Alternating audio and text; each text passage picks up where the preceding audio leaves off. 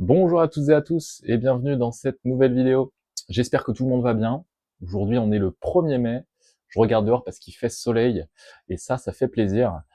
Qui dit 1er mai dit jour férié. Qui dit jour férié un jeudi dit week-end prolongé, en tout cas pour certaines personnes. Je travaille quand même demain, mais je vais pouvoir télétravailler. Donc je pars en week-end dès aujourd'hui avec ma famille et on va se retrouver avec cousins, cousines, oncles, tantes, etc. Qui dit long week-end, férié, etc., famille, toutes ces choses, dit nourriture, dit activité physique aussi, probablement sport, on va faire un petit peu de roller, de vélo, de choses comme ça. Mais l'important et la problématique que moi je me suis posé à plusieurs reprises dans ma vie, c'est quand je me retrouve dans des événements sociaux comme ça, comment je fais? Comment je fais pour la nourriture? Parce qu'il faut savoir que je fonctionne de cette manière-là, hein, c'est pas forcément applicable à tout le monde, mais en tout cas j'arrive à m'y retrouver comme ça, je compte mes calories, je pèse ma nourriture, etc. Donc j'ai l'habitude d'avoir quelque chose d'assez carré pour pouvoir justement respecter mes différents objectifs physiques et puis même de santé en fait dans la globalité, quoi. Donc la question qui se pose quand on part en week-end comme ça, c'est comment on fait? Est-ce que je mets en pause pendant 3-4 jours mon application et j'y vais et puis advienne que pourra? Est-ce que je continue de traquer tout ce que je note sur mon application de tracking de macronutriments et de calories? La question se pose. Ou alors je fais la diète à fond et je décide de rien bouffer et bon voilà, je vous laisse deviner, c'est pas du tout la bonne solution, quoi qu'il en soit. En tout cas, se restreindre de cette manière-là, j'aurais tendance à dire que c'est pas la bonne solution. En fait, je vois plusieurs solutions possibles en fonction de vous. Déjà, il faut partir d'un constat, c'est que physiquement, tout dépend de vos objectifs. Si vous êtes un professionnel type bodybuilding, que vous êtes dans une préparation et que vous voulez monter sur scène, je sais pas, je veux dire dans 2-3 semaines, un mois, peu importe, forcément, on a tendance à dire qu'il faut rester cadré et garder la même ligne de conduite et du coup, tout noter absolument et rester en fait finalement dans ce fonctionnement habituel pour ne pas justement perdre tous les bénéfices de la préparation des mois ou des semaines ou des mois précédents. Ça, c'est la première chose. Si vous êtes une personne lambda, que vous faites du sport, que vous entretenez, vous faites de la musculation, vous faites du sport, vous aimez courir, vous aimez les sports collectifs, peu importe, et vous aimez garder, je dirais, votre apparence physique, la majorité du temps, je vois plusieurs solutions, je vois plusieurs possibilités. Si vous respectez pendant 80% de l'année, 90% de l'année, par exemple vos macronutriments, vos calories, votre façon de manger, et que vous mangez globalement toujours de la même manière, c'est-à-dire la majorité du temps, on peut se dire, est-ce qu'un week-end où je me fais plaisir, où je compte rien, et je fais passer je dirais le côté social avant, et je me laisse aller, et pourquoi pas? Parce que finalement, l'idée c'est quand même de se retrouver, de se faire plaisir. Et il y a une notion après qui intervient, c'est est-ce que le plaisir passe par la nourriture que j'ingère?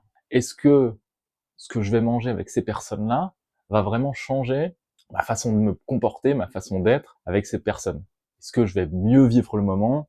Est-ce que boire de l'alcool? Est-ce que boire un coca? Est-ce que manger sans compter, etc. Est-ce que ça va me faire sentir mieux? Tout dépend. Il n'y a pas de solution à ça, j'ai pas de réponse, hein. Ça dépend de chaque personne. Donc il y a une personne qui va dire moi j'ai besoin pour me détendre, je dirais une bêtise, je bois pas d'alcool de l'année, et puis tu veux prendre quelques bières le week-end où tu es justement en famille, et bien entendu, on part du principe que tu fais pas ça tout le temps. Ah, dans ce cas-là, pourquoi pas? Pourquoi pas? Est-ce que vraiment sortir de ton cadre habituel un week-end sur toute l'année, ou on va dire plusieurs week-ends sur toute l'année, parce qu'on va pas se mentir, ça se résume pas qu'au week-end du 1er mai, du 8 mai ou autre. Il y en a certainement plusieurs, des événements sociaux, on va dire, des événements familiaux, etc. Pourquoi pas finalement, pourquoi pas se laisser aller, et si vraiment c'est des choses qui sont importantes pour toi, fais-le. Il y a personne pour te dire ne le fais pas, mets-toi mal, reste dans ton coin, mange comme tu fais d'habitude, et finalement ça va avoir un impact sur ta façon de te sentir. Donc j'ai envie de dire vas-y. Il y a cette possibilité-là. Après il y a la possibilité aussi de se dire du coup ça change rien à ma vie. Je veux dire, je vais manger comme d'habitude, je vais tout traquer un maximum et rester avec les personnes, ça va rien changer, je vais toujours rester la même personne, je vais profiter du moment, etc. C'est possible aussi. Donc, j'ai envie de dire, chacun sa méthode. Et donc, dans le cas où vous décidez de vous laisser aller, il y a une possibilité que justement, par rapport à d'habitude, vous explosiez assez facilement ce que vous mangez en total calorique habituellement. Je pense qu'il faut pas s'en vouloir, ça c'est important, parce que finalement on sort de là, on se dit peut-être j'ai mangé pendant 3 jours, j'ai fait un barbecue, on a mangé une pizza, j'ai bu un petit peu d'alcool, etc., etc. Je me dis le lundi ou le dimanche soir, en rentrant, encore une fois, il y a 2 possibilités. Soit vous êtes du genre à vous flageller, on va dire, à vous dire bon bah putain j'ai vraiment merdé ce week-end, j'ai fait n'importe quoi. Vas-y, demain, je dis une bêtise, j'étais à 3000 calories normalement, là j'ai vraiment tout explosé ce week-end, donc maintenant c'est bon, la semaine prochaine je réduis à 2000 pour compenser. Bah déjà, ça j'ai tendance à dire que c'est pas du tout la bonne solution. Une fois que vous êtes dit moralement, mentalement, bah je vais me faire plaisir ce week-end et après je reprends le cours de ma vie normale, ça ne sert à rien de se flageller la semaine d'après et de se dire je vais moins manger pour compenser. Ça ne sert à rien. Psychologiquement, ça ne sert à rien. Et j'ai même envie de dire, c'est là où on rentre dans le trouble du comportement alimentaire finalement. Les gens vont vous dire, bah oui, tu traques tes calories, est-ce que ça va pas créer en toi un problème est-ce que tu vas pas vouloir te rendre obligatoirement dépendant de ça, et est-ce que tu vas pas vouloir tout compter tout le temps, penser à ça tout le temps, etc. Ah, c'est là où justement le problème se pose. Mais le problème vient même pas finalement du comptage de calories. C'est que si vous vous dites, une personne par exemple qui ne compte pas du tout ses calories, qui part en week-end, qui se fait plaisir et qui revient, et qui se dit juste je vais manger moins, qu'elle compte ou qu'elle compte pas ses calories, c'est pas la bonne stratégie. Sur la durée, c'est pas la bonne stratégie. Je pense qu'il n'y a pas besoin d'expliquer pourquoi, il n'y a pas besoin de le montrer. Ça paraît logique finalement. Se dire que si à chaque fois que je fais un écart, je corrige tout le temps, etc., en termes de régularité, en termes de comportement, bah ton cerveau à chaque fois il va se dire si je me fais plaisir, il faut que je me punisse derrière. Je me fais plaisir, non, dans toute logique ça ne marche pas comme ça. Après chacun est libre de faire ce qu'il veut. J'aurais tendance à dire que ce n'est pas la bonne solution. Voilà ce que je peux vous dire là-dessus. Ensuite, vous avez ce qui me semble être la meilleure solution. Vous rentrez chez vous, donc on va dire que vous vous êtes fait plaisir, vous avez rien compté. Vous rentrez chez vous le week-end, le dimanche soir ou le lundi, peu importe. Et ben vous reprenez les choses comme avant, vous changez rien. Alors certainement que ça aura des conséquences sur votre physique. Certainement que vous allez prendre, je dis une bêtise, peut-être 500 grammes, peut-être 1 kilo. Je vois loin, j'en sais, ça dépend de comment vous êtes fait. Oui, pourquoi? Parce que si vous mangez des produits bruts un maximum de temps, je vais dire légumes, riz, poulet pour le côté cliché, et que d'un coup, sur un week-end, barbecue, pizza, hamburger ou je ne sais quoi, enfin tous les produits, pareil, clichés de l'autre côté, qui vont être des produits qu'on peut appeler vulgairement de la malbouffe. J'aime pas ce terme, mais tant pis, on va l'utiliser. Oui, forcément, votre corps, il va réagir.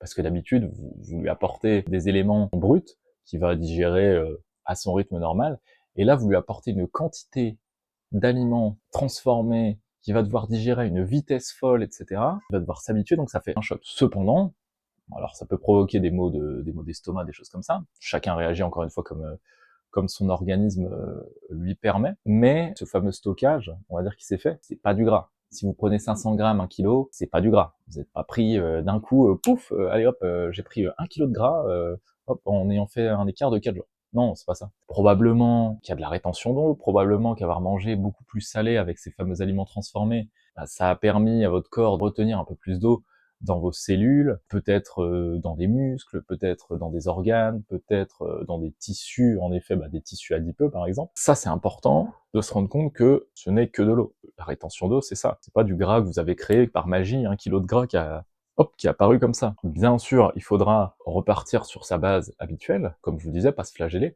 Vous repartez sur votre base habituelle et, comme par magie, 1, 2 semaines, je sais pas combien de temps ça peut prendre en fonction des personnes, bah vous allez repartir sur votre ligne habituelle en fait. Le tout, c'est de ne pas être pris au piège et de garder ce rythme-là. C'est-à-dire, je pars sur un week-end où je me remets à boire un petit peu d'alcool, où je pars sur ces fameux produits transformés, et d'un coup, la semaine d'après, je continue. Là, en effet, je trouve que c'est pas une très bonne stratégie pour la durée. Donc, si je dois résumer les informations que je vous ai données, parce que je suis parti un peu dans tous les sens, comme j'aime le faire, si vous partez un week-end, vous avez 2 possibilités, peut-être 3 possibilités, peut-être même d'autres. Moi, qui me viennent à l'esprit, en tout cas, c'est celle-ci. C'est soit vous restez sur votre rythme habituel, vous partez du principe que ça change absolument rien et que vous voulez fonctionner comme vous le faites d'habitude, peut-être pas avec les mêmes repas, mais avec des apports qui vont se rapprocher de ce que vous avez habituellement, peut-être pas avec la même composition de repas, mais avec des choses qui vont vous apporter théoriquement je vais parler simplement du total calorique, je vais pas parler du détail des macros. Gardez la même base pour vous dire, voilà, je sais que c'est peut-être pas très précis dans le sens où j'ai peut-être pas mon total exact de protéines, peut-être pas mon total exact de glucides et de lipides, mais je sais que le total global est ok. Quand on additionne le tout, ça correspond plus ou moins à ce que je mange d'habitude. Et là, vous vous dites, bon, peut-être un petit peu moins de chance, en effet, que ça me fasse faire des écarts. Finalement, je reste sur la même ligne directrice. Et ça vous permet de profiter et de vous dire, j'ai un total pour manger et je remplis ce total un peu comme je veux, finalement. Puisque c'est exceptionnel. Je rappelle encore le contexte, très important, puisque c'est exceptionnel et que vous êtes sur un week-end social et autres. Vous avez donc cette possibilité-là. Vous avez la seconde possibilité qui marche tout aussi bien, en fonction de vous, c'est de vous dire, ce week-end-là, tant pis, je mange, je fais des excès et je compte pas. Pourquoi pas? Pourquoi pas? Je suis pas certain, comme je vous disais, dans un contexte d'une personne lambda qui fait beaucoup de sport, etc., que ça va l'impacter. Si elle fait pas ça toutes les semaines, si c'est des moments exceptionnels, pourquoi ça l'impacterait sur la durée? Il y a toujours cette phrase un peu cliché qui dit c'est un marathon, pas un sprint. Et c'est vrai, on n'est pas là pour courir 100 mètres et puis pouf, plus rien. Non, c'est quelque chose qui dure sur le long terme. Donc, pourquoi se priver absolument toute sa vie? On peut partir de ce postulat-là. Et j'en voudrais absolument pas aux personnes qui vont avoir cette idéologie-là ou ce fonctionnement-là. Parce qu'on peut le comprendre. Après, faut pas tomber dans l'excès inverse de se dire, puisque la vie ça dure longtemps, tout ça, j'ai le temps, je peux me faire plaisir toute ma vie, etc. Ça, c'est un autre débat dans lequel je vais pas rentrer aujourd'hui. Donc, je voulais vous faire part de ces petites informations.